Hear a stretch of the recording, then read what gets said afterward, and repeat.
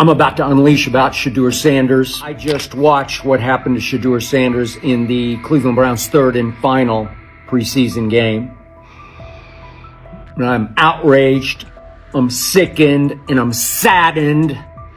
By the way, Shedeur continues to be treated in the National Football League now by those sorry-ass Browns and sorry-ass Kevin Stefanski. The Cleveland Browns are once again mishandling a promising quarterback. Skip Bayless criticized the organization for failing to develop Shedeur Sanders and for misusing his skill set. He argued that the team's decisions are undermining Sanders' progress and turning a major investment into a cautionary example. Bayless pointed to inconsistent usage, questionable play calling, and a lack of clear direction as key issues limiting Sanders. He said the Browns need a defined development plan and stronger support if they expect Sanders to succeed. Skip Bayless delivered a direct, critical assessment this week. After seeing Shedeur Sanders in a Browns uniform, he argued that Cleveland is mishandling the quarterback and undermining his development. Bayless said the team's approach shows poor planning and inadequate support around Sanders. He dismissed excuses about strategy and emphasized the need for better coaching, deployment, and protection. In his view, the Browns are setting themselves up for problems before the season begins unless they establish a clear plan for Sanders. Given the team's recent decisions, his reaction is understandable. Cleveland has a history of inconsistent quarterback development. Shedeur Sanders is a premium prospect, the son of a Hall of Famer, a proven college performer, and a widely recognized figure. The organization should prioritize his reps, protection, and a clear development plan, not place him behind Dillon Gabriel as if he were a secondary option. But I'm going to answer this question by saying Shedeur Sanders, and I'm going to tell you why. I think he's being set up to fail.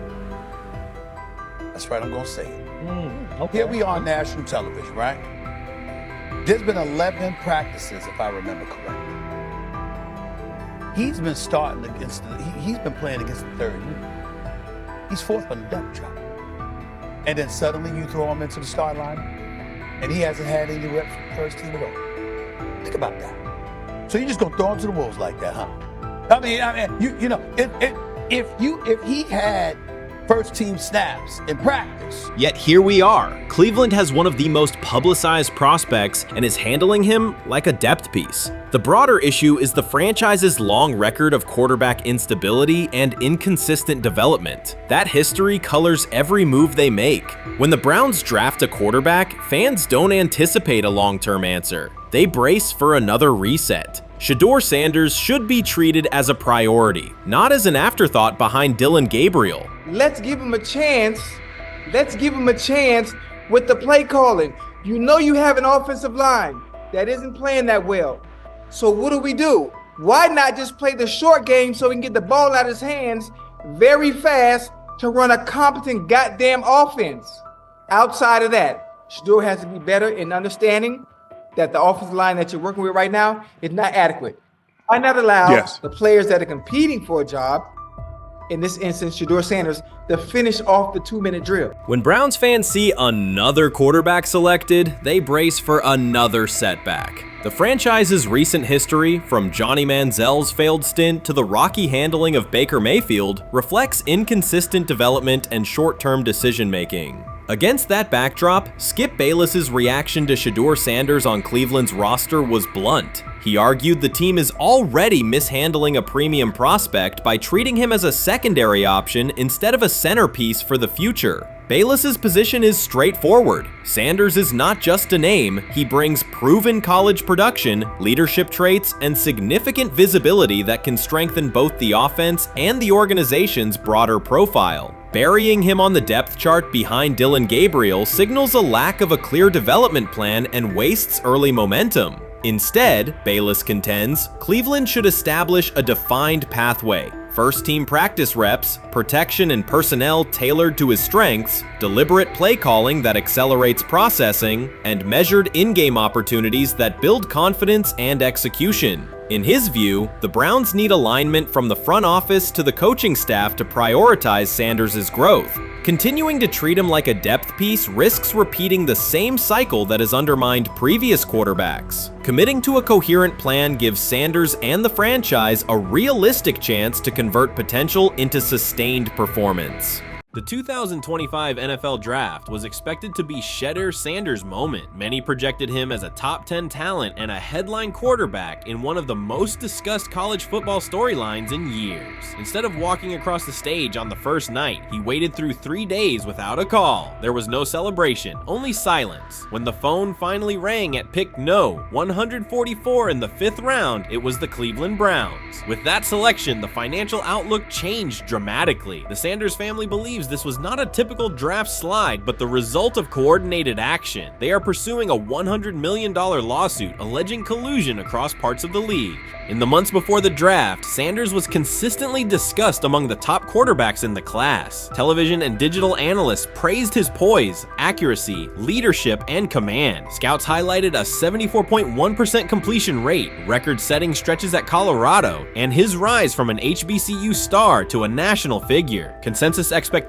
placed him in the first round or early second. Draft night unfolded differently. As picks accumulated, there was little indication that his name would be called. The atmosphere at his private gathering shifted from anticipation to doubt. When the Browns selected him late on day 3, projections for his first contract dropped from an estimated range in the mid-$30 million to approximately $4.6 million, with corresponding reductions in likely endorsements and long-term positioning. According to Deion Sanders and others close to the family, this was not about performance, injury, or conduct. They argue it was coordinated. Attorneys were contacted immediately. The allegation is straightforward. Sanders' value was suppressed intentionally. The family's position is that this was a calculated decision within parts of the league, not an isolated set of evaluations. The legal claims focus on communications that, if authenticated, could be significant. Internal emails, text messages, and owner-to-owner conversations. The family's representatives contend that these materials show a deliberate effort to avoid drafting Sanders in early rounds based on perceived image concerns rather than football merit. One message reportedly under review framed the decision in branding terms. Drafting Shedeur would mean inheriting the prime brand. The complaint asserts that this view led some teams to discourage others from selecting him unless necessary, not for film-based reasons, but to avoid perceived attention and external pressure tied to his family's profile. A related thread involves speculation about team fit and willingness to play for certain franchises. Past public comments by Deion Sanders were interpreted by some as signals of an Eli Manning scenario. The family's view is that these were strategic statements, not ultimatums. They argue that rather than engage in discussion, teams chose a passive approach, no direct rebuttal, reduced contact, and a collective reluctance to invest a premium pick.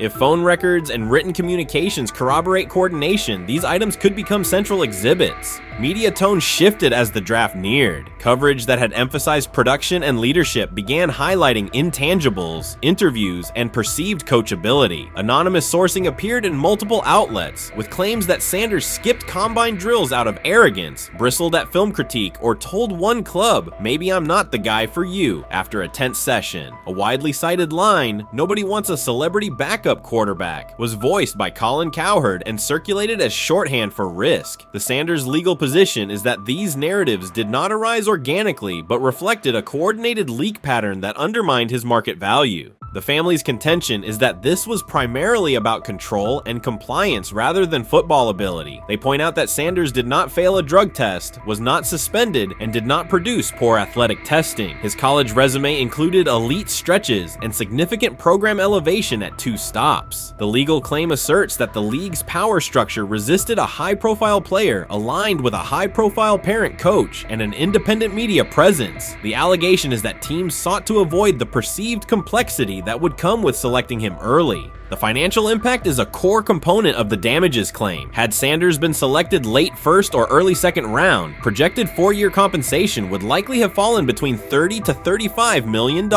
with immediate access to higher tier endorsement opportunities and the brand leverage that accompanies a franchise quarterback designation. As a 5th round pick, the initial contract value is a fraction of that total, and associated off-field opportunities are typically narrower. The suit reportedly seeks not only lost salary, but also the broader economic economic value linked to draft position, sponsorships, licensing, and the visibility that accelerates an early career trajectory. The filing's scope, as described by sources close to the family, extends beyond the league office. It may involve media outlets, scouting firms, and specific executives if discovery shows coordination or materially false statements that affected value. The argument is that the draft slide harmed not only Shedeur, but also the broader Sanders brand, affecting perceptions of Deion Sanders as a recruiter, coach, and public figure. The family's view is that narrative construction around brand risk and celebrity backup produced a measurable economic and reputational loss. If a court authorizes discovery, the process would likely compel emails, internal draft notes, and message archives from teams and third-party intermediaries. Subpoenas could be served on media organizations for sourcing records related to anonymous quotes. That level of transparency would be unusual and could reveal how information flows during pre-draft periods. The legal theory moves beyond a single player's evaluation to the draft's integrity, whether owners or executives acted in concert to reduce a prospect's value for reasons unrelated to football performance.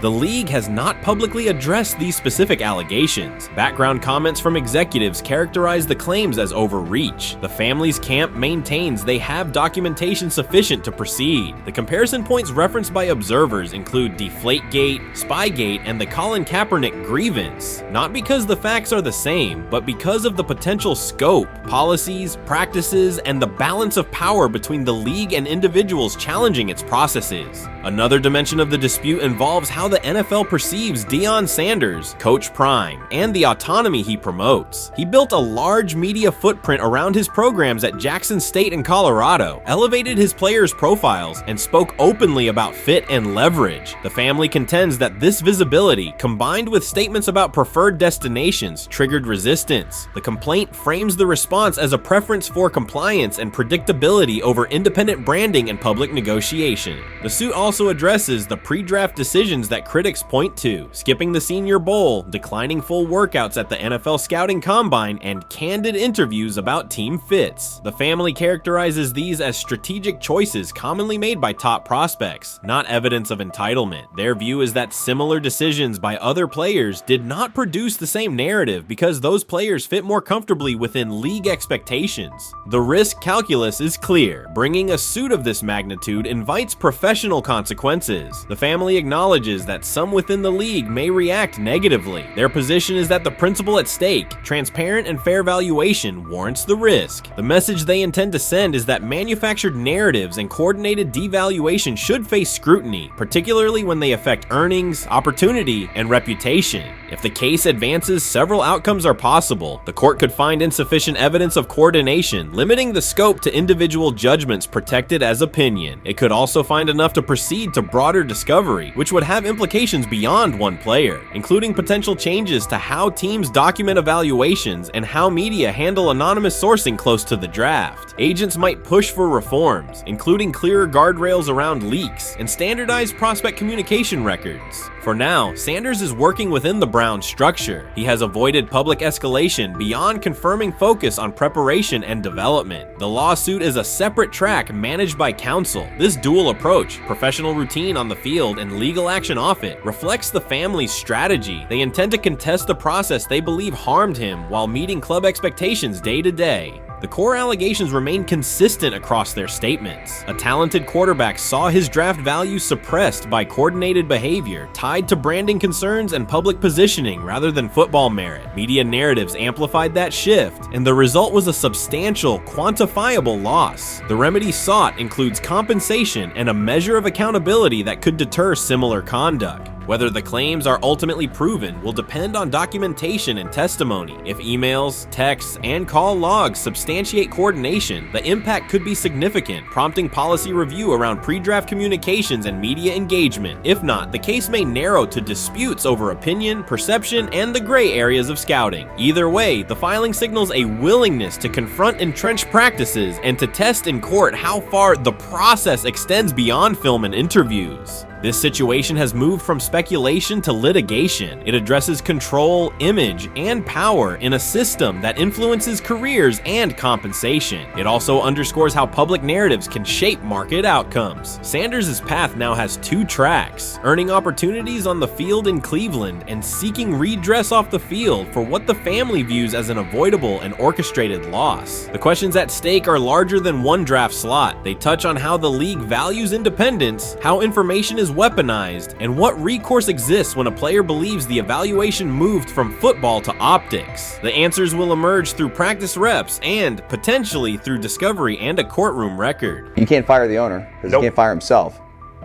Yeah, someone's head's going to roll, unfortunately, in this situation. And it's probably Stefanski and Barry. I saw on The Athletic. I don't think that's fair, by the way. Stefanski, that part.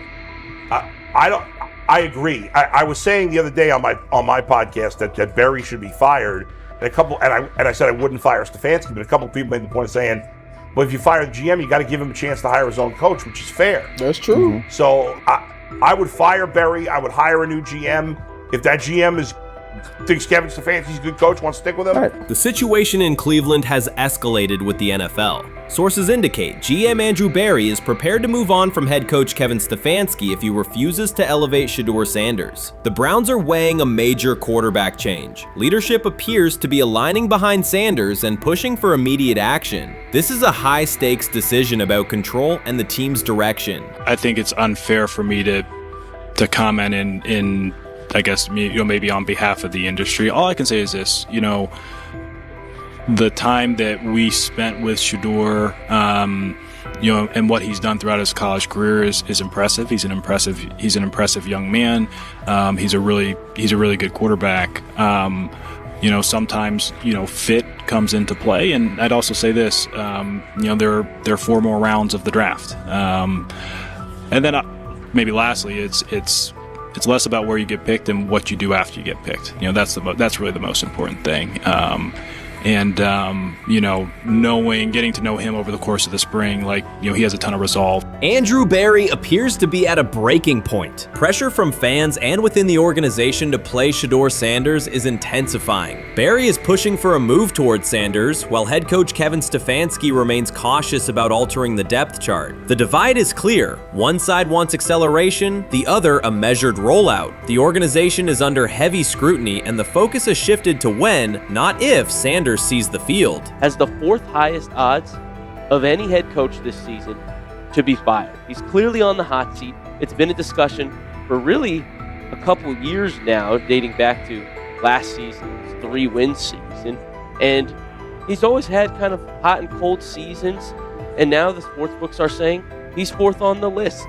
Number 1 is Mike McDaniel of the Miami Dolphins, Brian Dable of the Giants at 2, Shane Steichen at 3, and there is Kevin Stefanski plus 650 to be fired. This has moved beyond tension to outright stubbornness. Rather than elevating Shedeur Sanders, the staff has chosen Dillon Gabriel. The current depth chart looks less like a forward plan and more like resistance to change. Fans have been clear about who they expect to see, yet the organization keeps delaying. Every week without a real evaluation of Sanders slows development and blurs accountability. Cleveland is choosing a conservative approach when a decisive decision is needed, sending a message of uncertainty to both the locker room and the city. Now being the 3rd-string quarterback for the Cleveland Browns, was that so much was made out of unbelievable.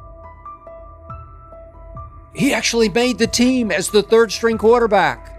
Like that was a big deal. Like that was somewhat of a surprise to a lot of people.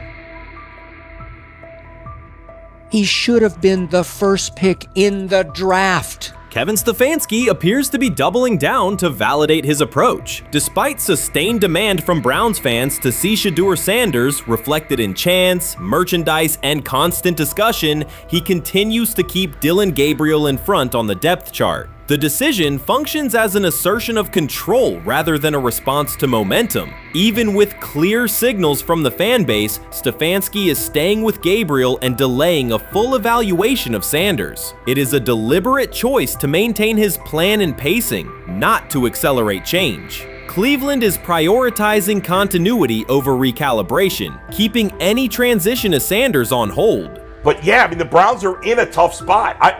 They have wasted. You traded a ton of high draft capital to get Deshaun Watson. You've gotten nothing out of Deshaun Watson and missed an opportunity. Like, who knows who they would have drafted? Now, maybe they would have screwed up those picks and the Browns would still be in bad shape. Andrew Berry is likely frustrated watching Dillon Gabriel default to conservative throws while the offense stalls. From a football perspective, this appears to be the hill Kevin Stefanski is choosing to stand on. Keeping Gabriel ahead of Shedeur Sanders has limited the unit's explosiveness and prevented a full evaluation of a higher ceiling option. Drives end quickly, field position flips, and momentum is lost while Sanders remains on the sideline. Fan patience is wearing thin. Each ineffective series intensifies criticism and shifts scrutiny toward the coaching staff's criteria for the depth chart. With every additional snap for Gabriel, the decision reads less like an open competition and more like rigid adherence to a plan that isn't producing results. The optics are clear. A dynamic quarterback sits while a cautious approach keeps the offense in neutral. If this continues, accountability questions will grow inside and outside the building. What performance benchmarks keep Gabriel ahead of Sanders? When will Sanders receive first-team reps in live situations to allow a fair comparison? The front office must decide whether to preserve continuity or pivot toward a timely assessment of Sanders. The longer the current approach stays in place, the more it signals stubbornness rather than adaptation, and the more pressure mounts to realign the plan with on-field output. I honestly see it happening if the Browns lose a bunch of games. Like if they get 5 wins or less, I see the report coming out now that Stefanski will be fired. I don't want it to happen. I want the Browns to be good, win a bunch of games. I think that they're going to be a team that is slept on and can at least get 7 wins, which is why if they don't, I see Stefanski getting all the blame for that, and there'll be a new coach in Cleveland. Because their players, to me, are there once again. We've talked about the incredible rookie class. The approach in Cleveland lacks consistency. One week, Andrew Berry signals he wants Shedeur Sanders on the field. The next, Dillon Gabriel gets the reps and the plan stays conservative. Through it all, Kevin Stefanski shows limited urgency despite pressure on his job security. Fans are asking for an offense that can push the ball, change field position, and produce points. Instead, the unit leans on short throws and cautious sequencing. Gabriel's play keeps the ceiling low and momentum static, while a full evaluation of Sanders is postponed. The result is growing frustration and a clear disconnect between the front office, coaching staff, and expectations in the stadium. The NFL tried to teach him and his father a lesson. You don't act like that. You don't talk like that before a draft. We'll show you how our game is played. We will watch you plummet all the way. I think he would have gone undrafted except for that owner in Cleveland. And he is the key to everything because he is something of an against-the-grain maverick owner. He's kind of a wannabe Jerry. Fan speculation is growing. Some believe Kevin Stefanski lacks confidence in Shedeur Sanders. Others think he's prioritizing Dillon Gabriel for reasons unrelated to performance. A more extreme view claims Stefanski is manipulating outcomes to secure a buyout. Whatever the motive, the risk is clear. This approach is straining his relationship with GM Andrew Berry and alienating the fan base. Pressure is rising, Berry's patience is running out, and supporters have shifted from requests to demands. If the current plan continues, calls for a change in quarterback and accountability will intensify. Grab hold of the starting job. Yes, but I don't think we're going to know which one until we get deep into August. Now, I think we tracked the reps everybody was getting at practice throughout the OTAs and minicamp. But when you talk to people there, they just want to make sure everybody got what they needed. And that, Kenny Pickett, we find out if he has the goods to be the starter. Joe Flacco, they back him off a little bit. He's 40. He may not need as much. the rookies, Shedeur Sanders and Dylan Gabriel, what do they need to learn to make the transition from the college game to the pro game? That's what the spring was about for the Browns quarterbacks. Now, Shedeur Sanders has moved from social media celebrity to on-field standout, and ESPN now lists him among its first-team candidates. Reactions are split. Some fans are impressed while others are skeptical. Whether this reflects Deion Sanders' long-term strategy or simply Shedeur's rapid development, the story is drawing widespread attention. Here's a look at what led to this moment. They never planned on taking him. The problem is, like Ocho Cinco said, you got somebody that has endeared himself to the locker room. And guess what? The difference between him and Tim Tebow, the biggest one, is he can play. He can throw the ball. Tim Tebow running around being an H-back. He can throw the ball. And he's done everything he needs to do. He ain't saying nothing. He ain't rocking the boat. He ain't mad about the reps. He ain't mad about none of that. All the people out there want to see is this, like Tyver said earlier. We want to see what he can do with Jerry Jeudy. Online reactions are sharply divided. Some fans strongly support Sanders, while others argue he is overrated. Traditional analysts cite statistics and claim his recognition comes mainly from his father's name. Sanders supporters are actively celebrating his rise and already predicting a future NFL career. Sports media outlets have made his candidacy a central topic of debate. The discussion now extends beyond statistics and victories to include his marketability, public image, and on-field presence. Sorry, is Shedeur Sanders going to get a chance to win this job? Do you believe he gets a legit shot to win this job? Listen, I think, first of all, everything, the action's going to really start in training camp. Like, forget all the OTA stuff. You don't win a job in OTA. The real action starts in training camp. And just like Shedeur said, during the mini camp, when it's time to take your reps, you got to make the most of it. Because I think early on, there's going to be a lot. Remember, Joe Flacco didn't hardly practice in OTAs and mini camps because they were giving the young guys. Right. So when he gets his opportunity, he's going to have to make the most of it. Analysts are closely reviewing game footage to evaluate Sanders' decisions and mechanics, while others examine his social media activity to see how he balances content creation with quarterback duty. Shedeur Sanders' placement on ESPN's early first-team list has taken over the college football conversation. Supporters circulate his highlights and argue that his on-field production and leadership justify the honor. Skeptics claim the recognition relies too heavily on his family name and question whether his resume is strong enough for first-team status. Analysts are rewatching game footage to assess his reads, accuracy, and pocket presence, while others examine how he balances a high-profile social media presence with quarterback responsibilities. The debate has pushed other storylines, such as conference realignment and NIL issues, into the background, leaving fans and commentators focused on Sanders' performance, marketability, and overall impact on the sport. I'll keep saying it.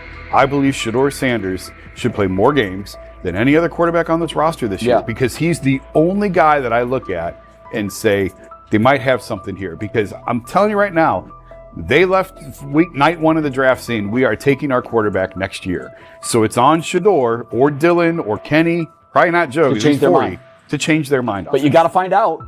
You got to find out. Opinions differ on whether Sanders is benefiting from his family name or simply showing real progress, but the attention is undeniable. Social media is flooded with edited images elevating him to legendary status. Critics argue the first-team nod is driven by hype and marketability, while supporters point to his flashes of strong arm talent, field vision, and decision-making. Regardless of motive, the announcement has dominated the football news cycle and intensified debate over how much of his rise is performance-based versus media-driven. Highlight reels rarely show Sanders' turnovers, late-game mistakes, or inconsistent stretches. Being named to a first-team watch list suggests sustained dominance, something Sanders has displayed only in flashes. His selection appears driven as much by brand recognition and media appeal as by performance. ESPN's decision has intensified debate. Data-driven critics post statistics that question his resume, while passionate supporters predict awards and future NFL success. Commentators recall a time when first-team consideration required years of proven excellence. Yet many fans already see the announcement as confirmation that Sanders is on track for major college football honors. Shedeur Sanders has earned first-team reps when training camp commences later in July. I'm not saying like he's the first guy up when you do 11 on 11s, day 1, 2, 3, 4, 5 at training camp. I'm not necessarily saying that. But he's the one quarterback that we didn't get a chance to see take reps with the ones. But I think Shedeur has a chance to make this conversation interesting if he gets those reps with the ones and he has the same success that he did with the 2s, the 3s, and the 4s. I have confidence he can show you something, but I got to see it. We all got to see it before we can actually judge that. Some believe Deion Sanders is already preparing for an award ceremony, while others are furious, threatening to protest ESPN's credibility over Shedeur's first-team mention. Critics argue that honoring Sanders without a full season of elite play undermines college football standards. Supporters insist his performance and profile justify the recognition. The debate reflects a broader clash between traditional merit-based evaluation and modern brand-driven visibility. In today's landscape, first-team consideration is no longer only about statistics. It also involves marketability and audience engagement. Whether welcomed or rejected, Sanders commands attention and embodies the sport's shift toward both performance and personal brand. This is exactly what he says. I'm told the footage of Shedeur Sanders meeting with the Giants is so bad that both the Browns and the Sanders family have threatened legal action if it is published. The New York Giants have released audio from their draft interview with Shedeur Sanders, and the disclosure has drawn intense public reaction. Fans want to know whether Sanders made critical remarks and why the Giants shared material that should have remained confidential. The situation revolves around an open microphone, contentious comments, and the broader implications of the leak. The New York Giants published a brief, edited segment from their interview with Shedeur Sanders and withheld the remaining footage. Observers are debating whether this was a strategic public relations decision or an attempt to discredit him. The team has offered no additional explanation, and many fans view the limited release as inadequate and potentially misleading. They are demanding full transparency and accusing the organization of orchestrating a negative narrative. While criticism of Sanders is vocal, his supporters are responding with equal intensity. There was another team that he sat down with. What do you mean it didn't go well after that? So he was pissed that they did that to him. They did that to him. He counter-confronted the them. same thing they do to every other quarterback prospect. They did that to him. They slide in a mistake to see if you catch it. Right. And so because you're the quarterback. But he didn't take it as a correction. He took it as like he got pissed off. Yeah, and it's like so here's another one. So another one was, he throws a bad interception, and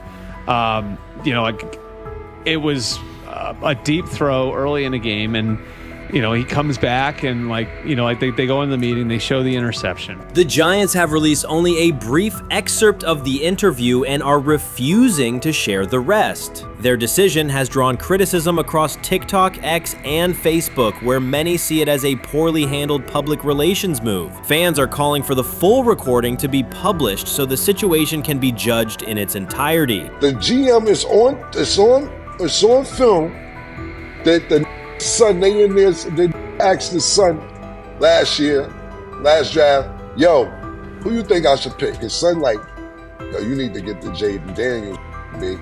This is what his son, it's on tape. You should go Jaden Daniels. He laughing at his son. And all right, cool, get Jaden Daniels. I don't even know how that tape got out. I wouldn't have let the shit get out. Shedeur Sanders appears unfazed by the situation. Although the Giants suggested he was more hype than substance, their handling of the interview has instead elevated his visibility. Analysts across major sports outlets are now discussing him more than before, keeping his name prominent in the news cycle. New York Giants, where these tapes at? You hear me?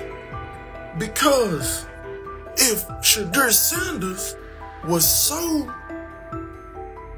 unprofessional, y'all would have leaked the tapes for the whole world could see, right? Cause understand, it's a lot of he say, she say. But one thing I do know, as a young black man growing up in this world, being straightforward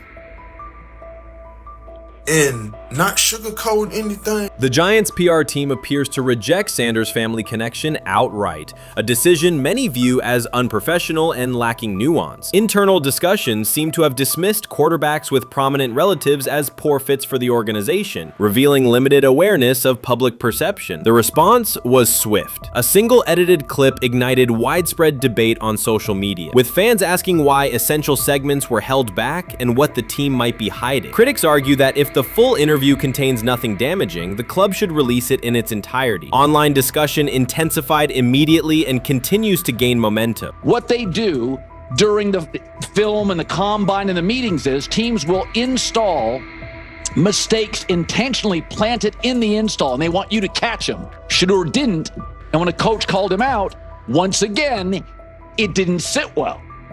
It's like, bro, there's not many teams needing quarterbacks. especially since Pittsburgh appears to have a deal with Aaron Rodgers and Tennessee's getting Kale Moore. The Giants' decision to withhold the full interview has produced an unintended result. Instead of diminishing interest in Shedeur Sanders, it has intensified it. Media outlets and analysts are now examining every on-field rep, press comment, and public appearance as evidence of how he conducts himself under scrutiny. Each throw, adjustment, and answer is tracked and evaluated against league standards, reinforcing the view that he remains composed and professional. Many fans contend that the organization has misrepresented Sanders and suggest the issue may stem from the Giants' view of his father, Deion Sanders.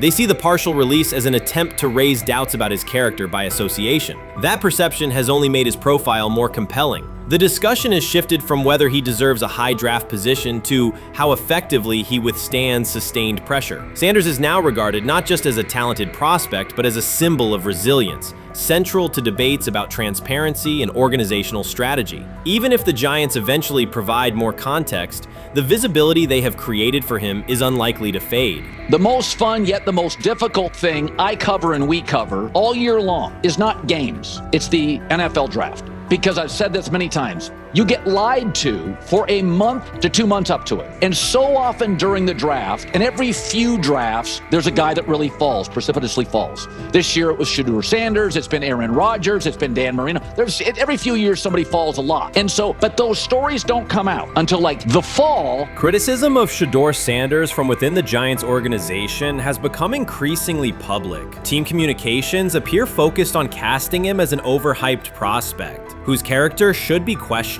a narrative that seems aimed at shaping opinion rather than assessing performance. Yet each selective release or negative remark has instead amplified attention on Sanders and elevated his reputation. Efforts to confine him to a narrow, unfavorable image continue to produce the opposite effect, reinforcing his position as an underdog who endures external pressure. The debate has shifted from football analysis to broader concerns about narrative control and transparency. Fans, reporters, and online communities are still urging the Giants to publish the full interview, arguing that only complete context can resolve speculation. The organization's refusal to comply has intensified scrutiny and led many observers to conclude that the team underestimated public reaction and now faces questions it could have avoided with full disclosure. The tapes, the New York Giants have the tape. They definitely have the tape.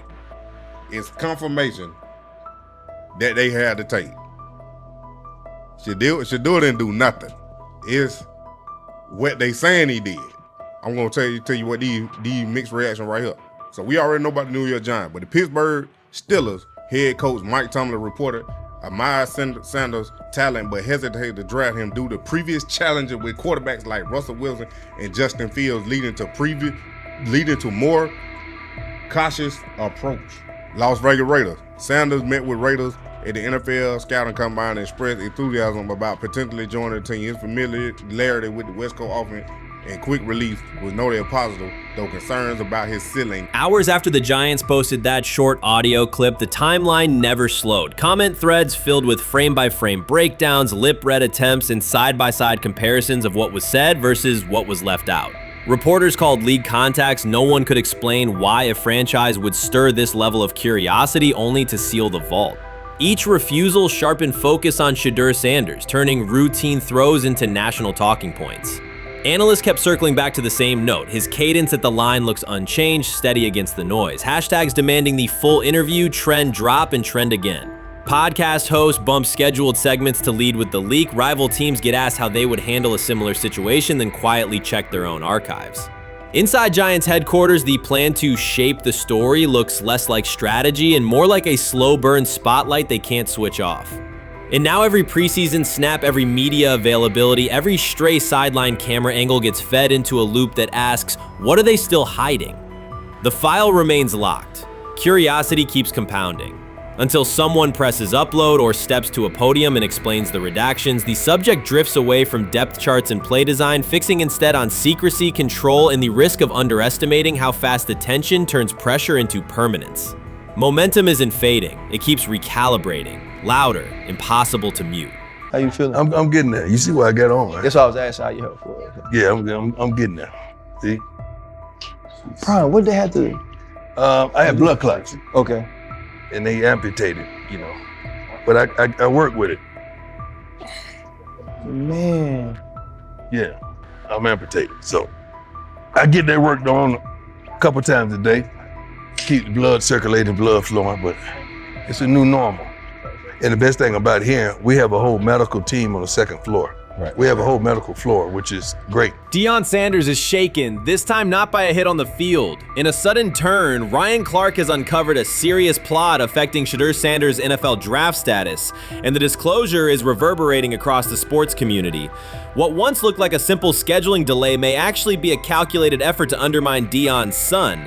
The facts suggest intentional sabotage, a breach of trust, and repercussions that could be far-reaching. This is no routine football headline. It is personal, and Coach Prime did not see it coming.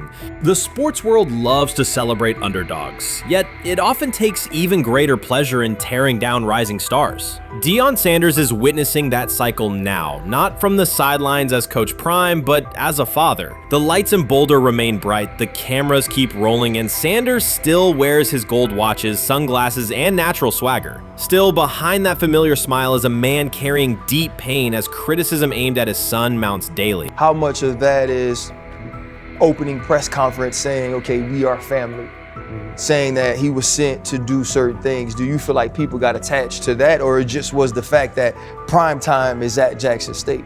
It's prime time.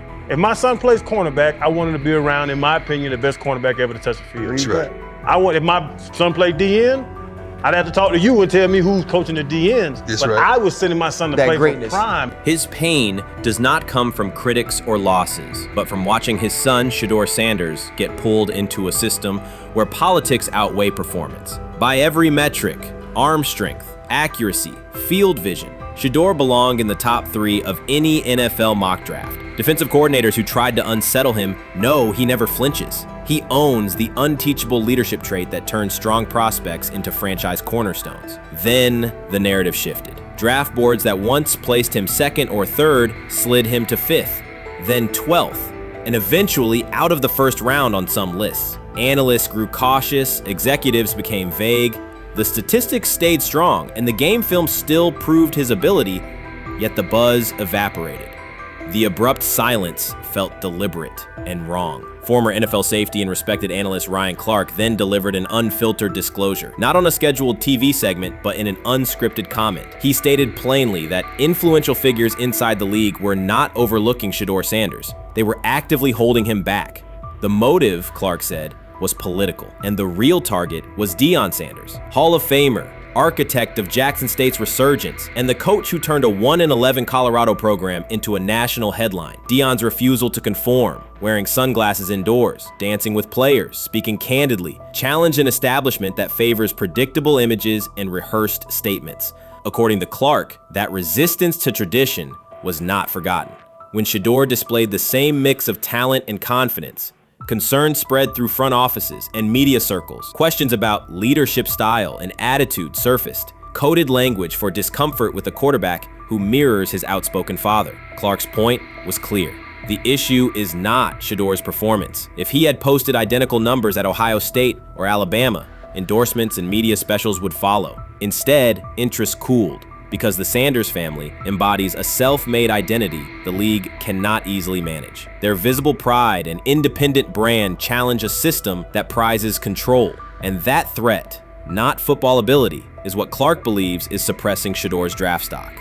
Sometime last week, and then, and I just tweeted that out again this morning, and then today, the Joe Flacco one got posted. So running through this, and then of course we'll still have Dylan will be next, and then Shedeur will come last. As training camp nears, Mary Kay Cabot is providing straightforward analysis of the Cleveland Browns quarterback competition. The starter has not been named, but she has moved away from her earlier skepticism of Shedeur Sanders and now acknowledges his talent and potential. Cabot explained that if Joe Flacco is chosen to start week 1, it will mean he is the most prepared to play immediately. This approach would also give younger quarterbacks such as Kenny Pickett time to adjust, refine their skills, skills and maximize their potential while Flacco handles the early workload. She added that a Flacco start would not prevent Sanders from earning the position later in the season. The depth chart remains flexible, and Sanders' continued development could put him in line for an opportunity as circumstances evolve. Cabot also noted that Pickett could win the job for week 1, but he must demonstrate he can integrate smoothly with the offense and perform reliably under pressure. The Browns want a leader who can control the huddle, execute plays efficiently, and maintain composure. Pickett's performances in upcoming practices and preseason games will be critical in determining whether he secures the starting role or Sanders ultimately takes the reins as the season progresses. Things like that. It doesn't mean that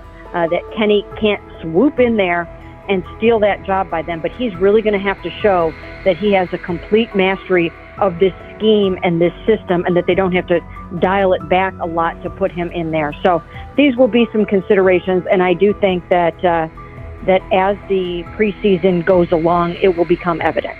Mary Kay Cabot recently stated that Shedeur Sanders is ready, and the Cleveland Browns are monitoring him closely. After a strong showing during organized team activities and minicamp, Sanders has made notable strides in his development. With continued progress, he is expected to return to the field prepared to contribute meaningfully. The Browns coaching staff is tracking his growth, and anticipation about his long-term role is increasing. Cabot added that if Sanders maintains this trajectory and continues to demonstrate poise within the team, he will have a legitimate chance to earn the starting quarterback job. Each practice rep strengthens his case, reinforcing the possibility that his development could benefit both the player and the organization. As Sanders impresses, discussion about his future in Cleveland becomes more compelling. Cabot also emphasized Sanders' advanced understanding of the offense. She noted that his football IQ appears in every drill and that he seems ready to execute the Browns system at full speed. His ability to process defenses quickly and make decisive reads distinguishes him from his peers. With the appropriate opportunity, Cabot believes Sanders could become a genuine difference maker for the Browns. One area Cabot highlighted is Sanders' command of pre-snap adjustments. His capacity to diagnose defensive fronts and communicate changes gives him an edge and reflects high football intelligence. If he translates those reads into consistent connections with his playmakers, he could elevate the Browns' offense significantly. By comparison, Cabot said quarterback Dillon Gabriel is still refining his grasp of complex terminology and play calling. While Gabriel possesses upside, Sanders' comfort with intricate concepts and his ability to manage tight pockets under pressure give him a clear advantage at this stage. Gabriel must sharpen those elements to compete at Sanders' level. Cabot previously reported that Sanders had already earned first-team practice snaps ahead of Gabriel. Her latest update confirms that Sanders is now approved as the Browns' starting quarterback, solidifying the organization's commitment to him as QB1. Expectations are high, and his response to the challenge will be closely watched throughout training camp and preseason. Cabot further noted that head coach Kevin Stefanski authorized Sanders to take expanded first-team reps beginning next month. This milestone underscores Sanders' readiness and the coaching staff's confidence in his progress. As the regular season approaches, Sanders aims to cement his status as the starter, and the competition for that position is intensifying. Though Sanders leads the race, Kenny Pickett remains in contention. Cabot stressed that Pickett must prove he can integrate seamlessly with the offense and perform consistently under pressure. His performance over the next several weeks will determine whether he can challenge Sanders for the starting role.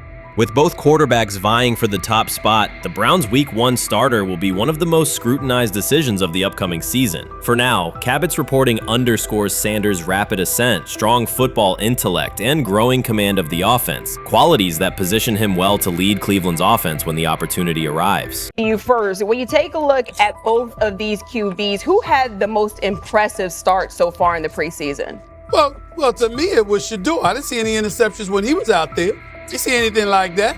I mean, don't get me wrong. I don't think Dillon Gabriel did a bad job. I was impressed with the brother, but I'm going to go with Shedeur. You know, the pressure was on him. The spotlight was on him. Stephen A. Smith didn't just call out Dillon Gabriel. He held him accountable and made him rethink his comments. The moment Dillon Gabriel spoke and went after Shedeur Sanders, it wasn't a minor slip. He crossed the line and stepped directly into Stephen A. Smith's wheelhouse. And Smith answered with a clear, direct response that left no room for misinterpretation. The comparisons were emanating from the media more so than anybody else.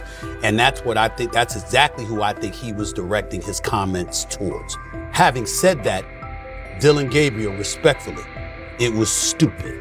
A very dumb comment to make. First of all, let me tell you something right now. In every walk of life, far beyond the parameters of a football field. This wasn't casual sports commentary, it was a decisive critique. Dillon Gabriel's comments were taken apart by Stephen A. Smith with clear, direct points. Gabriel, a quarterback with solid stats but limited top-level achievements, chose to take a public shot at Shedeur Sanders. Shedeur, who has handled sustained media scrutiny and on-field expectations, became the target of an unnecessary criticism. Smith responded by challenging Gabriel's standing to make that claim and by defending Sanders on the facts. The outcome was clear. Gabriel overreached and Sanders didn't deserve the hit. Dan Orlovsky would sit up here in comparison to Shedeur Sanders, who did no such thing, and say, hey, thought he looked better. I thought, I got to give him the edge here. I thought it wasn't bad. A pick six and a fumble, and we can get over fumbles. Have you heard anybody say that? I know it's possible. Have you ever heard anybody say, get over? Stephen A. Smith responded immediately. As soon as Dillon Gabriel made his comments about Shedeur Sanders, Smith delivered a clear, point-by-point critique that drew national attention across the NCAA media cycle. Dillon Gabriel has a reputation as a good quarterback, not a dominant one. He can post strong numbers against opponents like Tulsa, but his performance has been inconsistent when the stakes and competition rise to playoff level. Well, those who produce get treated differently than those who don't. What he said echoes the mentality of all of America practically, and most certainly the world, as we see things being globalized more and more every day. It was a stupid, idiotic, immature comment, because clearly you were feeling the heat because a lot of people was talking about how Shedeur should be QB. Dillon Gabriel is a capable quarterback, but not a standout. Even so, he chose to talk down to Shedeur Sanders, a quarterback who has navigated constant scrutiny and pressure and still represents the future of a program that was struggling before he arrived. The comparison was weak. The criticism was unnecessary. Stephen A. Smith recognized that and dismantled Gabriel's argument with a clear, direct response. How the Browns react to this, how the locker room reacts to this, how Shedeur reacts to this, because it was a clear shot at Shedeur. But let's say Dillon Gabriel's talking about the media. How could you be a brand new quarterback in the NFL and the first time you get behind a mic after your first game, you throw the media under the bus? That's arrogance. Stephen A. Smith excels in moments like this. When Dillon Gabriel made his remarks about Shedeur Sanders, Smith responded with a focused, direct critique. He questioned Gabriel's standing to make that claim, noting that Gabriel has transferred between programs and has not been a Heisman finalist. Without theatrics, Smith laid out why Gabriel's resume doesn't justify taking public shots at Sanders. Smith's point was clear. Targeting Shedeur Sanders, a quarterback central to his program's future and consistently under intense scrutiny, was misplaced. Gabriel's criticism lacked the substance to support it, and Smith methodically showed why. Today on his 42nd I want you to be meaner. Birthday. That's number one. Number two, after the game, the Browns head coach Kevin Stefanski said there was a mix-up in the routes and that players were in the area that they shouldn't have been. Look at Stephen A's face. Look at Stephen A's face.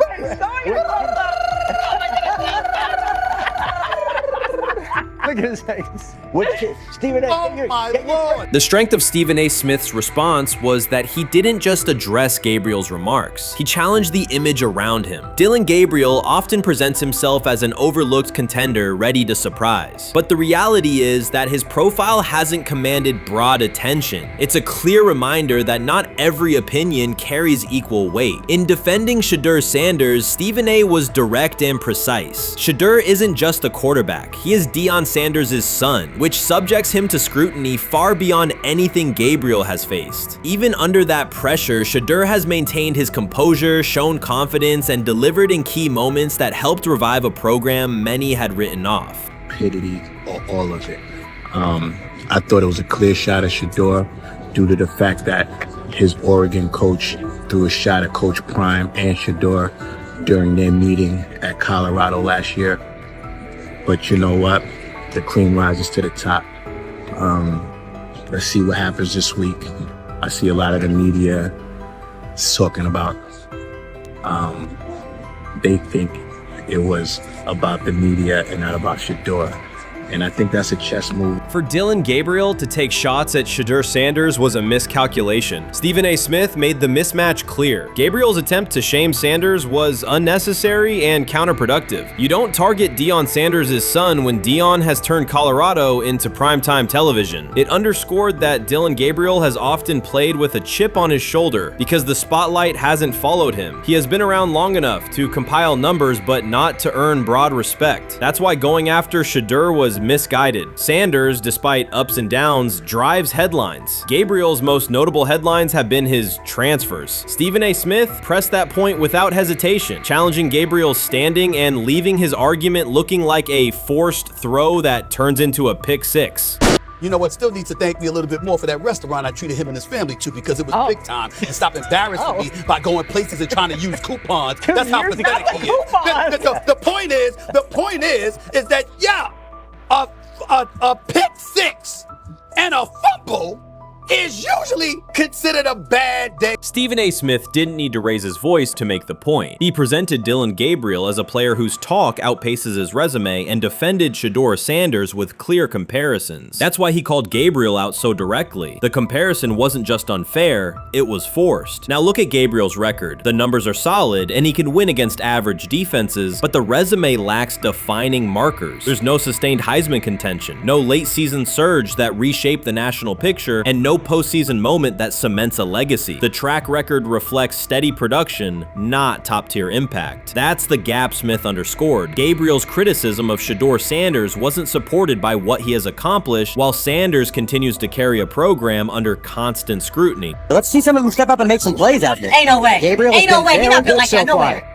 And this one is picked off and going back the other way. Oh my God, why did he stop playing? Now it's a foot race.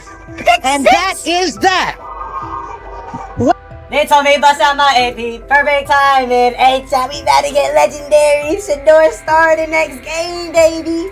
Shout out Dillon though, you know what I'm saying? Bro, I love you, my heart. What am I bigger than cheese, bro? You know what I'm saying? But Shedeur got it. Shedeur Sanders is a national brand who draws viewers for both performance and result. Dillon Gabriel's attempt to diminish him read as resentment. And Stephen A. Smith called out the insecurity and lack of awareness directly. Colorado under Deion Sanders is prime time, and Shedeur sits at the center of that spotlight. If Gabriel expected the sports world to agree while he took a shot at Shedeur, he misread the moment. Smith dismantled the argument and questioned the credibility behind it. Gabriel will move on. He'll keep playing, give interviews, and have fans, but this exchange will trail his media profile as a reminder of a misstep. It's a clear example of a resume that doesn't justify taking public aim at a quarterback carrying that level of scrutiny and responsibility. For the Cleveland Browns preseason game today is that the way that some white folks watched Shedeur Sanders last week is the way that some black folks were watching Dillon Gabriel today. And it's not Dillon Gabriel for Dillon Gabriel's sake. Most folks don't have a problem with Dillon Gabriel. It's what he represents, which is the disrespect of a black person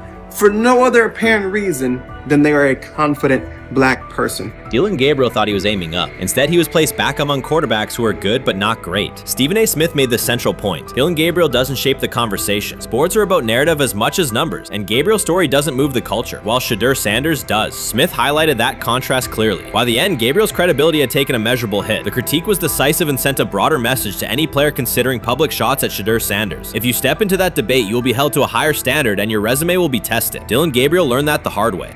Honestly, guys notice it more when you're out winning games, right? If Cleveland starts off in a bad start, they're not doing well, and all of a sudden Shedeur or Dillon Gabriel are doing well in 7-on-7, they're throwing dimes. In practice drills, the number one defense can't stop them.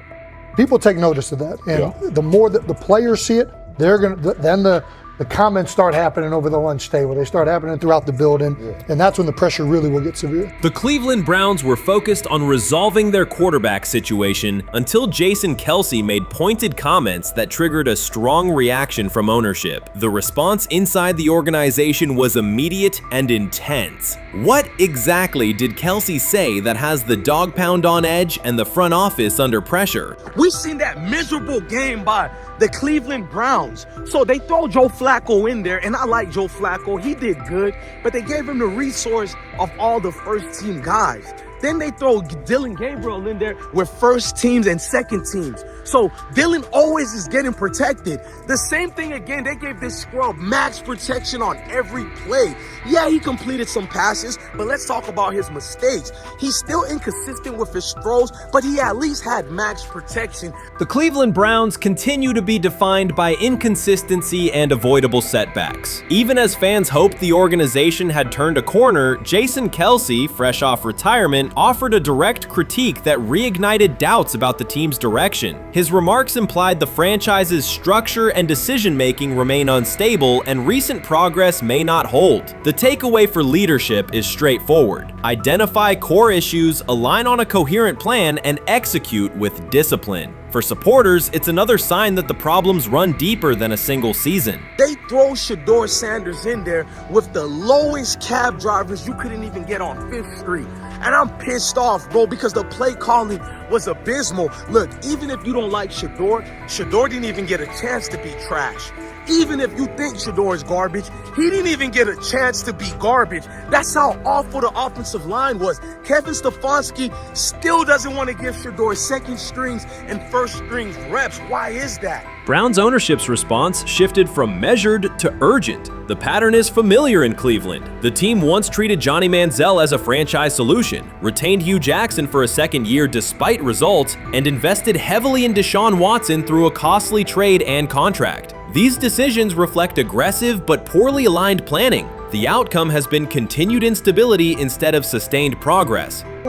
That this was the guy that they wanted to start. He's seasoned, he's experienced, he still has a big-time arm, even at his age, and they open with the Cincinnati Bengals. They wanted that experienced guy. He was always going to be the guy. They were not going to start Dylan Gabriel or Shedeur Sanders in week 1. Kenny Pickett had a hamstring injury. It makes it easy to go with Joe Flacco. And the question isn't and wasn't going to be who's the starter in Cleveland.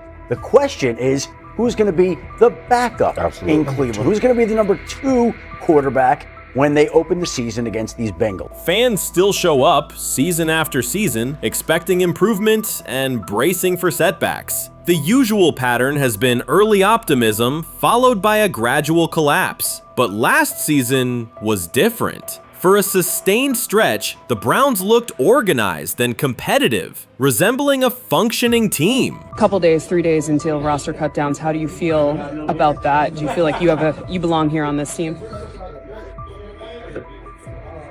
Obviously, I think overall as a player, I feel like I put in the work. I feel like everything I do, I try to do it to my best, and that's all I ask for. So I feel like everybody feels like, they should be on the team, and if you ask anybody on the team, would they feel like they belong, in their own eyes. So I feel like I do, but I'm my own player, I think about myself in a high regard. The front office entered the offseason confident. Kevin Stefanski was being praised and the Dog Pound believed the team had made real progress. Then Jason Kelce delivered a pointed assessment that cut through the optimism. Fresh into retirement, the former Eagles All-Pro and Super Bowl champion said Cleveland still looks like a team patching over issues rather than building a durable contender. Kelce's view was direct. The Browns' structure is fragile, and the roster is too dependent on perfect health at quarterback. He argued the team is one injury away from losing continuity and sliding backward. Because Kelce has operated inside a stable, championship-level organization, his comments carried weight with players, media, and fans. The reaction was immediate. People took his critique seriously, not as outside noise, but as an informed evaluation of how a successful team should be built. Ownership also felt the impact. Jimmy Haslam's response shifted to urgency, a sign that leadership recognizes the stakes. The criticism arrives in the context of prior high-risk decisions, especially the fully guaranteed $230 million commitment tied to Deshaun Watson. Watson has missed time and shown inconsistency when available, and the contract has constrained flexibility. Kelce's remarks highlight why depth, alignment between the front office and coaching staff, and a clear contingency plan at quarterback are non-negotiable. The takeaway is straightforward. Cleveland must convert last season's progress into a stable framework, protect the quarterback, deepen critical positions, and establish a plan that survives injuries and short-term setbacks. Without that, the games that fueled optimism will remain temporary. If you're a betting man, who do you think starts for the Browns at quarterback? Okay, this is the situation. Kenny Pickett, they actually traded for him. Joe Flacco, no one's bringing Joe Flacco in the building thinking Joe Flacco's going to be the starter. If Joe Flacco is your starter, you got a problem. You have a huge problem. And if they were saying Shedeur was the starter as the 5th rounder, you got a real problem too, because he passed over all these guys in these reps in the offseason in shorts, in bikini shorts, Speedos and stuff. Like, no. That kind of stuff. So I'm not that surprised when you put down a 3rd round pick on a quarterback. You do believe he has a certain skill set. Jason Kelce stated the obvious. Cleveland committed to a quarterback who hasn't played at an elite level in years, and Joe Flacco's playoff run didn't change the long-term outlook. Ownership appeared more upset that the criticism was public than by the substance of the critique. Many fans agreed. They've seen this pattern before. Rosters age, injuries are inevitable, and when a single contract dominates the cap, one setback at quarterback can undermine the entire season. Kelce's broader point was about structure. The Browns prioritized the high-cost, uncertain starter over depth and contingency. The late-season surge masked issues that remain: limited cap flexibility, thin depth at key positions, and an offense that lacks a credible plan B. Fans recognize how quickly a strong defense can decline with injuries, and how an offense without redundancy stalls. The AFC North raises the stakes. Baltimore with Lamar Jackson sustains a top standard. Cincinnati with Joe Burrow returns to contention when healthy. Pittsburgh rarely slips below .500 under Mike Tomlin and wins with defense and consistency. In that environment, Cleveland can't rely on perfect health or peak form from one player. The path forward is clear. Diversify cap allocation, reinforce the offensive line and receiver depth, carry a legitimate backup plan at quarterback, and install a scheme that functions regardless of who is under center. Given what we saw yesterday with Shedeur Sanders, somebody on the Cleveland Browns is 100% getting fired, probably by the end of this year. The person who's probably going to end up getting fired is Kevin Stefanski, because I know that he didn't want Shedeur Sanders on the team. It was Andrew Berry who made that pick. You can't really go against your GM. Bad things happen in this situation. But Shedeur Sanders is not without fault for what we saw yesterday. This is the play that we saw yesterday that has the internet just exploding, where Shedeur Sanders took like a 24-yard sack.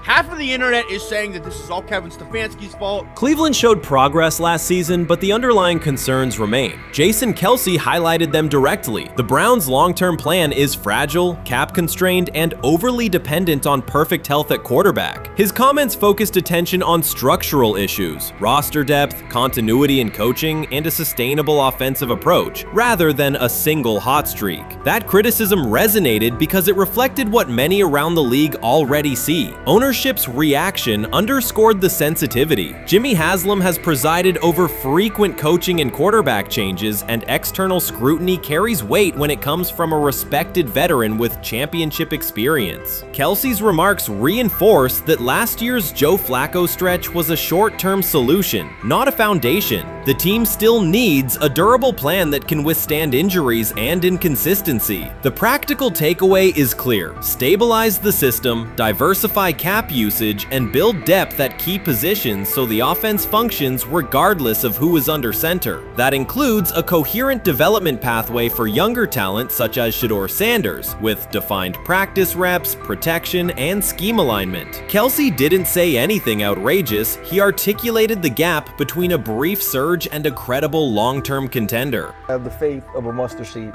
Right, because this is the greatest resurrection since Jesus the Christ. Right, like at some point, Joe Flacco was thinking about getting into TV. Yeah. Right, Joe Flacco didn't have a job, and then now you not only come back and start for the Cleveland Browns late in the 2023 season, but they came back around to you. You're now the day one starter for a franchise that just 2 years ago was in the playoffs. The Browns' quarterback situation remains unsettled. Deshaun Watson was expected to be the long-term answer, but injuries and inconsistent play have prevented him from reaching an elite level. When the team turned to Joe Flacco after Watson's season deteriorated, Flacco immediately lifted the offense and produced results that highlighted the gap between expectations and reality. That a 39-year-old late addition could outperform a 230 $30 million starter was not just a short-term surprise, it raised fundamental questions about roster construction and evaluation. Quarterback depth has been fragile, and the late-season surge masked broader structural problems. Jason Kelce's remarks made that clear. Cleveland is vulnerable if the starter is unavailable, cap flexibility is limited, and the offensive plan lacks a stable contingency. His critique drew attention to leadership and planning as much as on-field performance. Jimmy Haslam's strong reaction reflects the pressure on ownership.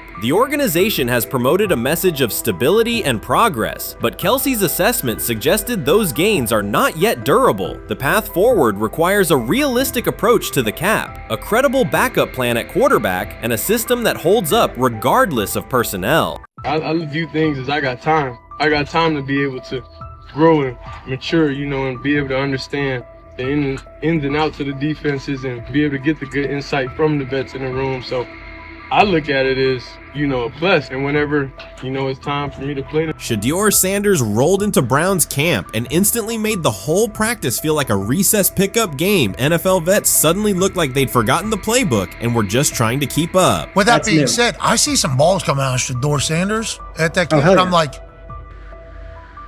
kind of looks like a guy. Yeah, I'm ready. He can sling it. Ready to. I see him, some of the veterans, how they talk to him, mic'd up, see what he's doing in the community. Talking about Njoku there?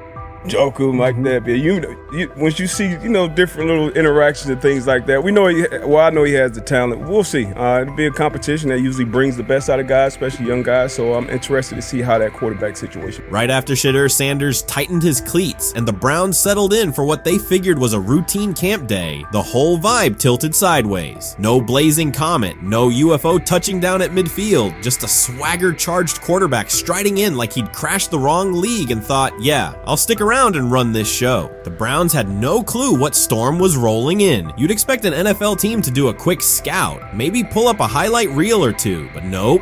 They greeted Shedeur with a shrug, only to watch him seize the field on snap one and run the whole operation like a seasoned pro. First and foremost, he's been the best quarterback in camp. Now look, Joe Flacco ain't had many opportunities. There was a whole day I saw he didn't throw the ball at all. Here's my theory on the situation. They already know who's starting in the number 2 is. They already know. Joe Flacco and Shedeur Sanders is already locked up. You're missing the boat, people. You're missing the boat. Your boy, Kenny Pickett and Dylan Gabriel, oh, they're fighting. Shedeur didn't merely clock in, he hijacked the session. One moment he's loosening his arm, the next he's roasting veteran QBs like faded names on busted draft boards. Defensive coordinators everywhere had the same gut punch reaction. Uh-oh. His pocket poise? Straight disrespectful. His timing? Psychic. And every pass left his hand like it was laser guided to its mark. While Shedeur Sanders was slicing up routes, the Browns secondary looked less like an NFL backfield and more like a gaggle of dads sprinting through a Saturday fun run. Big on enthusiasm, short on closing speed. Coaches fought the urge to slam the emergency horn. Players traded wide-eyed, "Are we serious?" stares, and someone even double-checked that a hidden camera crew wasn't about to pop out of the tunnel. But nope, this was pure Shedeur. Half cold-blooded surgeon, half highlight factory. He wasn't dropping a casual "I'm here," he was crafting a masterclass. From the first rep, the tempo changed. Shedeur Sanders accepted the snap with steady footwork, diagnosed the Browns' single high shell, and delivered a tight window seam route that forced the free safety to recover late. Throughout the period, he manipulated leverage with quick shoulder fakes, moved through full field progressions, and released on time from a balanced base, consistently putting the ball on his receiver's upfield shoulder. Cleveland's coverage struggled on multiple fronts. Safeties hesitated between deep half responsibilities and underneath support, creating voids at 15 to 20 yards. Cornerbacks and off-man were caught in trail position when Sanders used rhythm throws on 3-step drops, while those who tried press technique had their inside hand neutralized by his receivers' outside releases. Linebackers widened to match shallow crossers, leaving the middle hook unguarded for pivot routes and option digs. One corner attempted a line of scrimmage jam. Sanders immediately immediately adjusted the route to a back shoulder fade, releasing the ball before the break and rendering the press ineffective. Over the session, he showcased pocket discipline, reclimbing to maintain throwing lanes rather than drifting, and finished with a series of anticipatory throws against cover 2 cloud, fitting vertical outs between the flat and deep half defenders. Sanders' combination of rapid post-snap processing, precise ball placement, and pocket efficiency exposed coverage mismatches at every level and highlighted communication gaps in the Browns secondary. By mid-session, the Browns defensive staff clearly recognized their calls were outmatched. Every adjustment, a roll to cover 6, a simulated pressure, a late rotate to 2 high, was neutralized once Shedeur Sanders confirmed the post-snap picture. Routes that had taken weeks to script were beaten by timing and location. Comeback set at 12 yards broke open before the corner's transition. Slot seam outs dotted the void between the flat and deep half defender, and boundary receivers beat press with quick hand techniques, receiving the ball before the trail man could recover. Sanders' command was methodical. He used cadence to freeze plug blitzes, re-ID'd the mic when linebackers sugared the A-gaps, and maintained a firm base so he could reset and fire without resetting his feet. His receivers benefited from that rhythm. Top of the stem, eyes back, ball delivered on their upfield shoulder, allowing immediate transition to YAC. The Browns front tried a late stunt to compress the pocket. Sanders climbed 2 steps, re-spotted the shallow crosser, and delivered in stride, turning a potential sack into a 20-yard gain. What stood out most was how little ramp-up Sanders needed. From his first series, he processed full field concepts at tempo, cycling through progression reads without hitching. The poise under interior pressure, consistency in ball placement, and ability to manipulate zone defenders left the Browns' coordinated disguise packages ineffective and forced them into static coverage by the end of the period. In short, Sanders' efficient mechanics, rapid processing, and anticipatory accuracy rendered Cleveland's defensive game plan ineffective at every level, from pre-snap disguise to post-snap spacing. Imagine there's many people that think Dillon Gabriel's a better quarterback than Shedeur Sanders. I don't care where they were drafted. And if the Browns are the one team that thinks that, then I'm going to suspect it's not true. They don't know what listen, they're doing. I every quarterback evaluation for 30 years. Right. I never root against anybody. Yeah. But I'd be surprised if Dillon Gabriel's ever a legitimate starting quarterback for the Cleveland Browns. I'd be surprised. I just don't think. Well, then it is a wasted pick because you took him in the top 100. Yeah, but potentially. Yeah. May get away with it because of Shedeur. An edge rusher chirped at Shedeur Sanders between snaps, hoping to shake his rhythm. On the very next play, Sanders answered with a 30-yard laser, a deep dig from the boundary side that split the single high safety and the trailing corner. He hit the top of a 5-step drop, kept a firm base, and delivered on time to the receiver's outside shoulder, turning what should have been a routine rep into a sudden change explosive. From that moment on, every coverage wrinkle the Browns tried, rotating from cover 3 to quarter half, flashing a Tampa 2 shell, mugging both A-gaps, was met with a precise counter. When corners pressed, Sanders adjusted the route to a back shoulder fade. When safeties widened, he checked to a glance post. When linebackers bailed, he found the running back on a delayed option out of the backfield. Even late simulated pressures couldn't move him off his spot. He simply climbed, reset his feet, and fired. As Cleveland's defenders rotated through checks, Sanders manipulated them with cadence and eye discipline. He froze weak side safeties long enough to create intermediate windows, then feathered the ball into those lanes before help could arrive. When the Browns finally dropped 7 and matched every route, Sanders tucked the ball and converted 2 separate 3rd and 6 situations on the ground, reminding everyone that his mobility is as calculated as his arm. By the end of the session, the defensive coordinator's call sheet looked obsolete. Sanders had neutralized blitz looks, exposed spacing issues in zone, and forced the unit into static base coverage just to survive the period. It wasn't a camp drill anymore. It was a clinic on timing, processing speed, and controlled aggression, delivered snap after snap by a quarterback who never needed a warm-up lap to own the field. They never planned on taking him. The problem is, like Ocho Cinco said, you got somebody that has endeared himself to the locker room. And guess what? The difference between him and Tim Tebow, the biggest one, is he can play. He can throw the ball. Tim Tebow running around being an H-back. He can throw the ball. And he's done everything he needs to do. He ain't saying nothing. He ain't rocking the boat. He ain't mad about the reps. He ain't mad about none of that. All the people out there want to see is this, like Tyler said earlier. We want to see what he can do with Jerry Jeudy. That's it. I want to see what he can do with David Njoku. I want to see him with Junkins. I want to see him with the first running backs. If you are cooking, if you are beating down the doors with the 3s and 4s, guess what? You deserve more. From the first team period on, Cleveland's secondary looked a step slow. A deep third safety hesitated on a post-snap rotation, leaving Shedeur Sanders free to climb the pocket and fire a 22-yard out that arrived before the defender could plant and drive. The supporting cast around him, players fighting for roster spots, not Pro Bowl invites, benefited from his command. Sanders used tempo to control the defensive front, altered protections at the line, and located throwing lanes so quickly that one receiver didn't register the catch until he crossed the goal line. As the Browns tried new personnel groups, coverage busts multiplied. Starters slipped out for hamstring stretches while rookies rotated in, only to find the ball arriving on their blind side before they'd completed a midpoint squeeze. On a later 3rd and long, Cleveland finally closed the interior rush lanes, compressing the pocket with 3 defenders. Sanders pivoted through the traffic, stepped into a narrow escape window, and, without resetting his shoulders, whipped a no-look pass to the boundary curl for a fresh set of downs. The throw turned a potential sack into an explosive play and left the coaching staff scrambling for answers. The people who are fascinated by Shedeur for whatever reason, whether it's his play, I guess, last year was kind of fun. If you're just like a guy who grew up like loving Deion Sanders and passed that love on down to your kids, I can see why you're like that. The one thing I will give them is you're looking at this quarterback room. If you're a fan of Shedeur and say, why can't he go beat Dylan Gabriel or Joe Flacco or Kenny Pickett? So I do understand that part of it, right? Because why not? Why couldn't he be the Brown starter in October or November? That looks like a quarterback room where everyone will get a chance to start. You made an interesting point. So I tend to have the drip, drip, drip. This was my Johnny Manziel theory, is that everybody makes mistakes, especially when you're young. But if I see 2, 3, 4, 5, then you've got a plumbing issue. It's not just you didn't close the faucet. So there's about 6 pieces of video in college where Shedeur was a little bit of a brat. Whatever. Then there's the legendary cringy draft room. Didn't love that as a B prospect. Then there's back-to-back speeding tickets, both over 90, and a missed arraignment.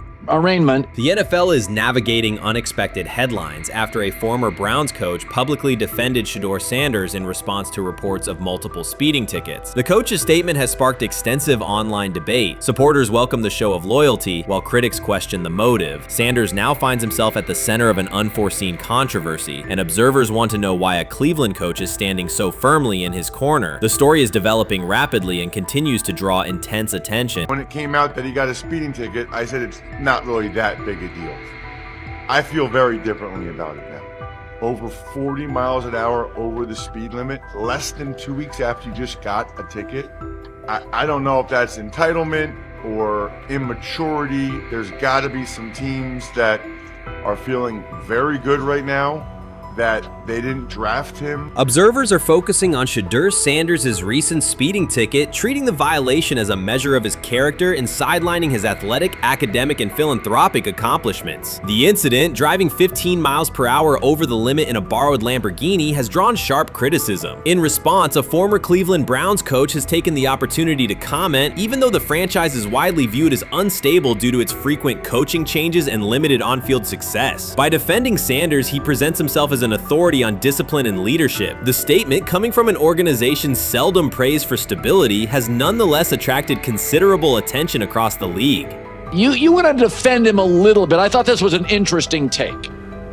Yeah, I thought it was really interesting that you said you were out because of the speeding tickets. To me, that's such a minor thing. You were so high on him in terms of his completion percentage in OTAs, and I thought that was a little aggressive on your part. But with the speeding tickets, I got a speeding ticket the first night of the draft, my first year there. I thought maybe I'd get the benefit of the doubt, but they gave it to me anyways. As soon as the former Browns coach defended Shedeur Sanders, social media erupted with commentary, resembling the volume of draft night coverage. Posts and opinions appeared within minutes, and criticism escalated rapidly. Detractors amplified Sanders' minor speeding violation, while supporters argued that such reactions were disproportionate to a single traffic citation. Shedeur Sanders received 2 speeding citations, and the minor traffic issue quickly drew national attention. Before considering the former former Browns coach's response, it is useful to clarify the facts. Sanders, son of Pro Football Hall of Famer Deion Sanders and a current college quarterback, was twice ticketed for exceeding the limit while driving a high-performance vehicle. Commentary on social media escalated rapidly, with critics framing the incident as a significant character concern, even as the league has historically tolerated far more serious legal transgressions. Stepping into the debate, a former Cleveland Browns coach, best known for a tenure filled with losses and contested decisions, issued a strong public defense. He argued that 2 speeding tickets should not define Sanders' reputation or overshadow his on-field talent and community work, urging a balanced assessment of the player's actions. I don't love it from a 5th-round draft pick. I don't love that it happened multiple times. But I do think that this is the first time he's been away from his dad. And, you know, there's going to be some growing pains. Now, would I sell my stock on it like you are? Not because of a couple speeding tickets, especially in light of the problems that Brown's quarterback room has had to deal with legally in the last few years. I mean, this is nothing. The debate quickly shifted from 2 speeding citations to broader claims about integrity, growth, and leadership. The former Browns coach framed the infractions as moments for personal development and urged observers to view them in context. Critics responded forcefully. Some called for disciplinary action, others questioned Deion Sanders' parenting, and a few sought to discredit the coach himself, despite his professional record already being widely analyzed across the league. The reaction underscores an apparent inconsistency in public standards. Fans often overlook on-field confrontations, heated sideline arguments, and other significant controversies, yet they treated Sanders' routine traffic offenses, speeding without evidence of reckless endangerment, as indicators of serious character flaws. If such minor violations were adopted as the primary measure of morality in professional football, many players would face similar criticism. Sports media amplified the story almost immediately. Television panels dissected Shedeur Sanders' decision-making, treating 2 speeding tickets as indicators of deeper character concerns. Networks aired detailed segments under banners such as red flags and road rage, repeatedly questioning whether the citations might affect his draft evaluation. Although Sanders is already regarded as a first-round prospect, analysts emphasize that NFL teams value discipline and legal awareness when forming final assessments. Many commentators overlook the fact that other high-profile players have faced more serious offenses without similar scrutiny. Throughout the coverage, the former Browns coach defended Sanders, portraying him as a talented quarterback subjected to disproportionate criticism in a culture that expects near-perfect conduct. His argument was thorough and methodical, asserting that the traffic violation should not overshadow Sanders' skills, work ethic, or future potential. Commentators point out that the coach's intervention was not entirely selfless. He recognized the publicity potential. One day he was an overlooked figure from a struggling Browns era, the next he was a trending name across sports media. The discussion quickly expanded beyond Sanders' speeding citations to questions of image management and narrative control. Critics demanded disciplinary measures, public apologies, team sanctions, and formal statements, yet their objections seemed directed less at the traffic infractions themselves and more at Sanders' high profile, confidence, and resistance to traditional expectations. In practical terms, Sanders' brand remains intact. The coach secures renewed relevance, and the episode supplies another headline in the ongoing story of modern football. The next time Sanders is seen in a high-performance car, the debate will likely reignite, focused not on speed limits, but on the broader culture of the league. Meanwhile, new voices continue to join the conversation. Broadcaster Colin Cowherd has already weighed in, offering his own reassessment of the incident and its broader implications. Breaking news, Shedeur Sanders last night was pulled over going 100 miles per hour. All right, he clocked 101, 41 miles an hour over the speed limit in Cleveland. He will have the opportunity to fight the ticket in court. Now, I'm not exactly sure where he was pulled over, whether or not that it was in Ohio or whether or not that it was in his home state. But typically when you're going 40 over, that's flirting with the line of reckless driving.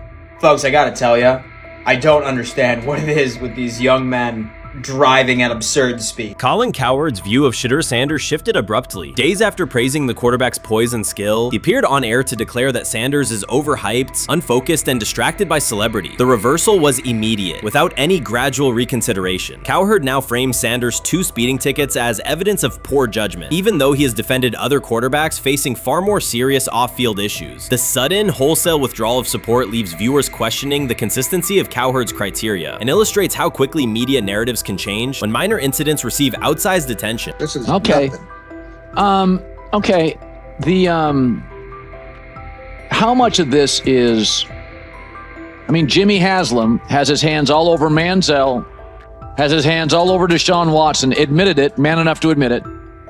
I saw the reaction in the draft room when they took Shedeur Sanders. It's pretty obvious it wasn't the coach and the GM's pick. How much is this team has 8 last place finishes in 13 years owning it. How much of this is we don't have a very good owner here like Washington, D.C. and the Commanders? Yeah, I didn't love the owner stepping in and saying, hey, you got to take this guy in the 5th round. And I doubt they'll ever admit to it. While Colin Cowherd urged teams to move on from Shedeur Sanders, former Browns coach Eric Mangini offered a more measured response. Mangini, whose tenure in Cleveland was marked by mixed results, used his platform to provide context rather than condemnation. Instead of sensationalizing the speeding violations, he encouraged viewers to consider Sanders' circumstances. A 21-year-old quarterback whose life is scrutinized both on and off the field. Mangini acknowledged that the tickets were mistakes, but emphasized that they do not by themselves define Sanders' character or future. He noted the extraordinary attention athletes received today, combining the responsibilities of quarterback, public figure, and social media presence. Under such pressure, missteps are magnified, and criticism multiplies quickly. Mangini concluded that any evaluation of Sanders should weigh the totality of his behavior, performance, and growth, rather than isolate 2 traffic citations as decisive evidence of poor judgment. So the Shedeur Sanders, I want to talk about this. So here's a prime example. Shedeur Sanders, they had 3-day mini camp for the Cleveland Browns. And now Jimmy Haslam actually has some money.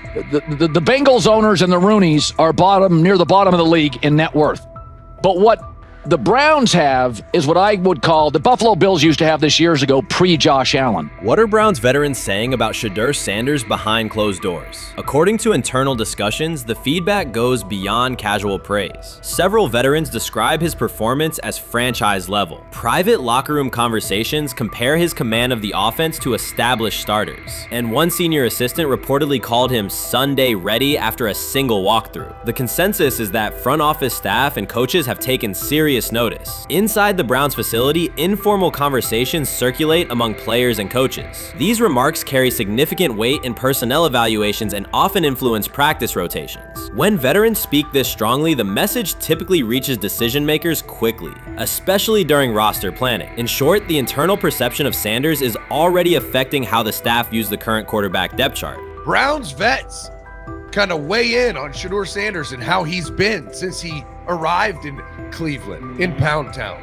And I think it's very, very important that we discuss it, because it'd be really easy for these vets to, this wasn't like a on the record interviews. This is just kind of back channels into what the vets are saying, the rumors, but the sources telling us.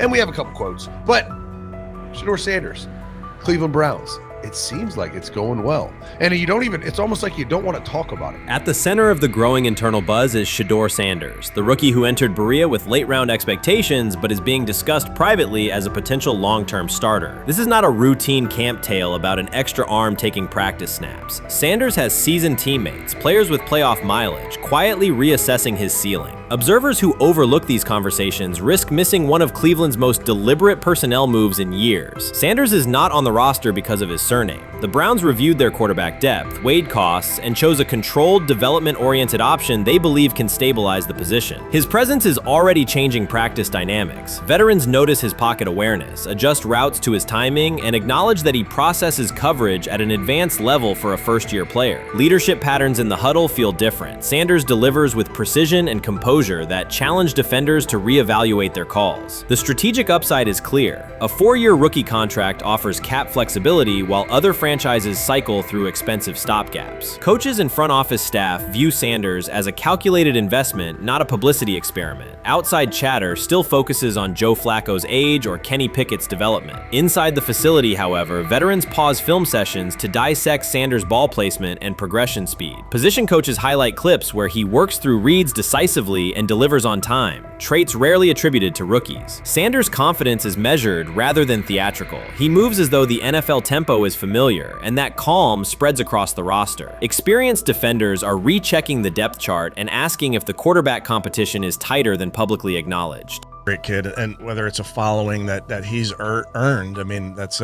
something that he's done a great job of interacting with fans and But he is a great, great kid. You guys will get to know him more. He's working like crazy, just like all the guys. He's another young man. These rookies, my office is downstairs. As they got to walk by my office as they come in. They come in early. And Shedeur, just like all those guys, he's in there early. He's getting his work done. He has not yet secured the starting job. Evaluations so far come only from brief practice periods, no comeback drives, no national headlines, just steady execution in shorts and helmets. In a league that celebrates splashy debuts, Shedeur Sanders is earning trust rep by rep. Veterans typically withhold judgment until late in camp, yet several are already studying his footwork and timing, which suggests genuine respect. Inside the building, coaches sense that the Browns may have finally found a stabilizing presence at quarterback. Cleveland's recent history underscores why this matters. The team has started 9 quarterbacks over the past 2 seasons, an indicator of instability rather than depth. Sanders arrives with composure, arm strength, and a well-known surname, so any sign of readiness is magnified. Financial context also plays a role. The Browns are allocating a significant portion of the salary cap to Deshaun Watson, whose performance has not matched that investment. To manage costs, the front office signed 4 additional quarterbacks on low-impact contracts. Together, they account for far less than Watson's annual cap figure. If Sanders continues on his current trajectory, that structure could give Cleveland both competitive clarity and much-needed financial flexibility. He's the only person who's come out and say, hey, man, this dude look kind of good, man. Let me tell you what I heard. A lot of people reaching out to players in the locker room and stuff.